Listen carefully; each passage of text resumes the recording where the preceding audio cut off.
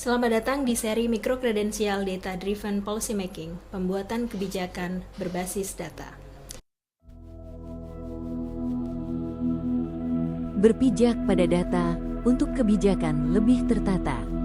Kursus ini diampu oleh dosen Fakultas Ilmu Sosial dan Ilmu Politik, saya sendiri, Nurul Jamila Haryani, SIAN MPA, dan kolega saya, Kalimah Wasis Lestari, SIP MSc.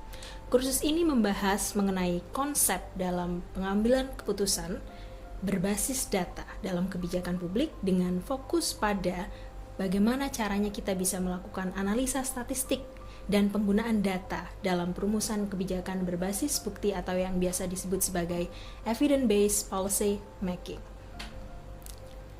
Secara umum, setelah mengikuti kursus ini, peserta diharapkan mampu memahami pentingnya kebijakan berbasis data, khususnya menyadari peran strategisnya sebagai policy maker dalam memanfaatkan data itu sendiri. Sementara itu, khusus pada pertemuan perdana ini, diharapkan peserta dapat memahami konsep dasar dan urgensi dari evidence-based policy making yang akhir-akhir ini mulai jarang kemudian untuk digunakan oleh sebagian besar policy maker.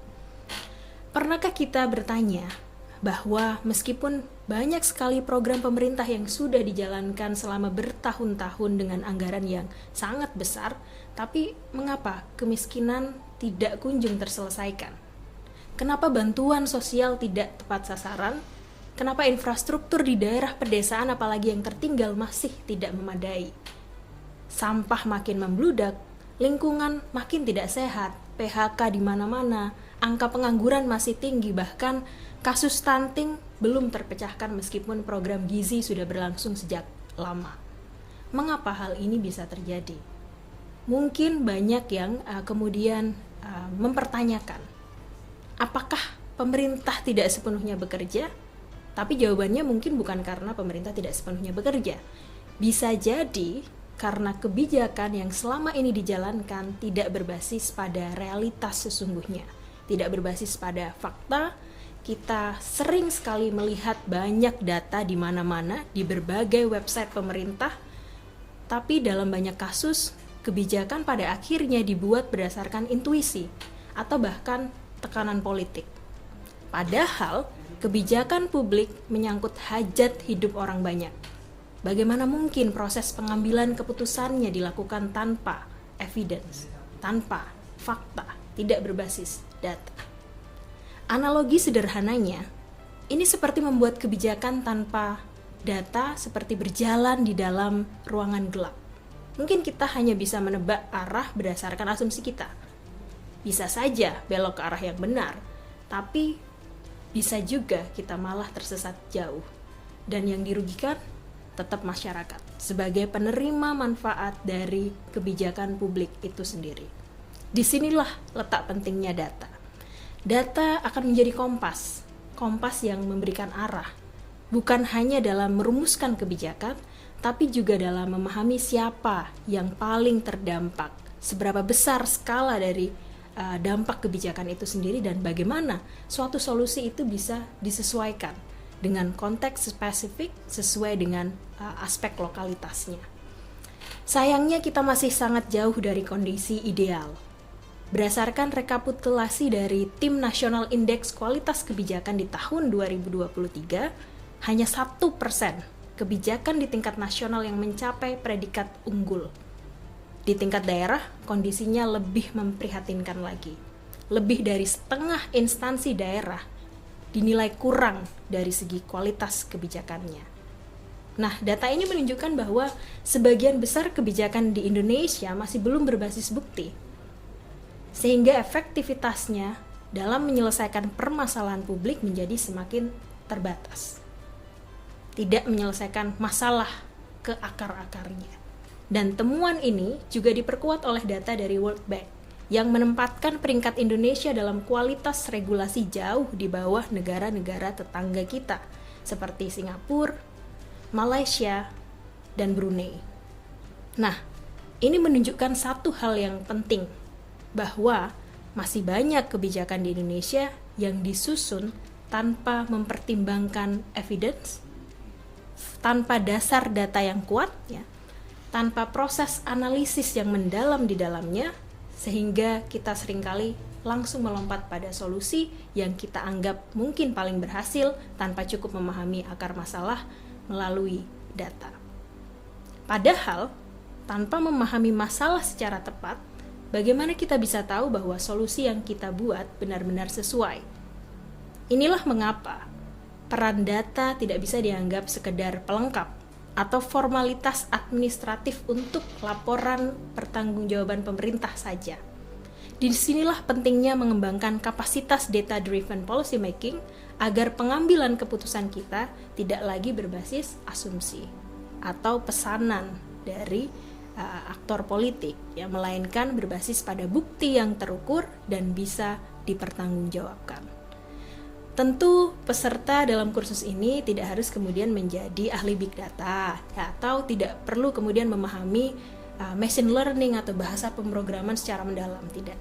Tapi sebagai pembuat kebijakan atau policy maker, setidaknya peserta perlu untuk bisa menjadi pengguna data yang peka, yang bisa membaca tren, yang tahu bagaimana caranya bertanya berbasis data, mencari akar masalah, dan tahu kapan data itu bisa cukup kuat untuk dijadikan dasar dalam proses pengambilan keputusan.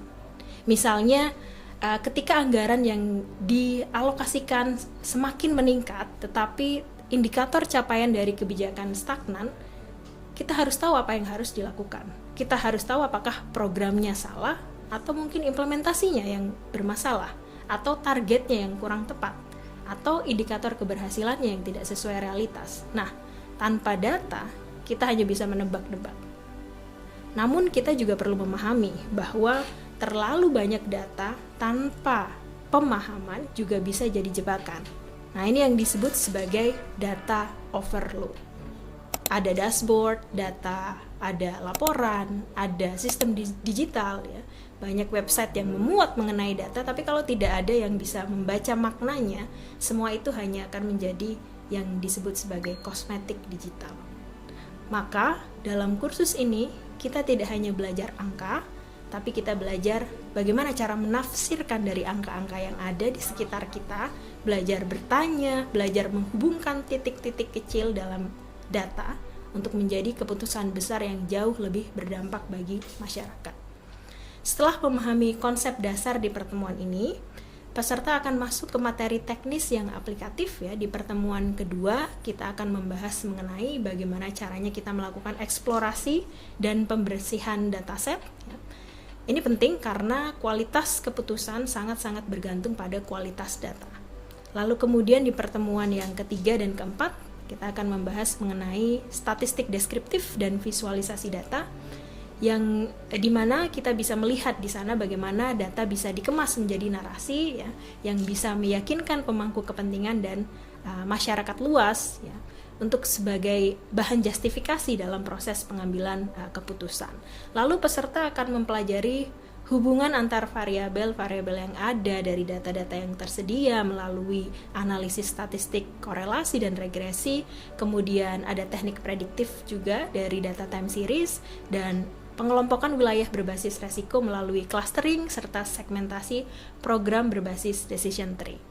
Nah, kita akan menutup kursus akan dengan melakukan simulasi pengambilan keputusan berbasis model dan merefleksikan bagaimana masa depan kebijakan publik di Indonesia khususnya yang ditentukan dengan seberapa baik kita bisa memahami dan menggunakan data. Sebelum sesi ini ditutup, mari kita refleksi sejenak. Sudahkah kita bertanya mana datanya sebelum membuat keputusan, sebelum membuat kebijakan? Atau masihkah kita terlalu percaya pada intuisi, pengalaman tanpa pernah mengujinya dengan data terlebih dahulu, tanpa pernah membuktikannya dengan fakta yang ada? Di berbagai belahan dunia, kita bisa melihat praktik baik dari kebijakan berbasis data. Ada sistem pendidikan di Eropa yang menggunakan evidence-based policy making. Ada layanan kesehatan berbasis geospasial di Jepang, sehingga segmentasi intervensi kebijakannya lebih terukur. Ada program pengurangan kemiskinan dan gizi buruk yang juga berbasis data. Nah, semua ini membuktikan bahwa ketika data digunakan dengan benar, kebijakan bisa menjadi lebih kuat, lebih terarah, dan lebih adil untuk semua. Karena pada akhirnya sebagai pembuat kebijakan, Policymaker bukan hanya bertugas menyusun program, tapi juga bertanggung jawab atas kehidupan, harapan, dan kesejahteraan banyak orang. Dan tanggung jawab itu menuntut ketepatan arah, dan arah itu datang dari data yang bukan sekedar angka, melainkan arah. Maka mari kita belajar membaca arah, berpijak pada data untuk kebijakan yang lebih tertata.